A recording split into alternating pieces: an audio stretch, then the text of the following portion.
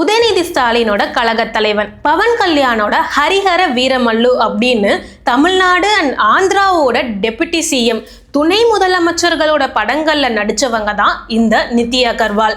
இப்ப இவங்க மேல ஒரு பெரிய சர்ச்சை கிளம்பி இருக்கு. என்னன்னா, ஒரு பிரைவேட் ஈவெண்ட்டுக்கு கவர்மெண்ட் வண்டியில வந்திருக்காங்க நித்தி அகர்வால். அதை பார்த்த உடனே ஒரு நடிகை எப்படி தனியார் ஈவெண்ட்டுக்கு கவர்மெண்ட் வண்டியை யூஸ் பண்ண முடியும் அப்படின்னு பல பேர் கேள்வி கேட்க ஆரம்பிச்சு இதை ஒரு பெரிய சர்ச்சையா மாத்திக்கிட்டு இருக்காங்க. இதனால நித்தி அகர்வால் ஒரு விளக்கம் கொடுத்திருக்காங்க. அந்த வண்டியை அந்த பிரைவேட் டீம் தான் வந்து அரேஞ்ச் பண்ணாங்க, அதுக்கும் எனக்கும் எந்த சம்பந்தமும் இல்லை அப்படின்னு சொல்லிட்டாங்க. பட் இருந்தாலும் அந்த பிரைவேட் கம்பெனி கூட எப்படி ஒரு கவர்மெண்ட் வண்டியை யூஸ் பண்ண முடியும்?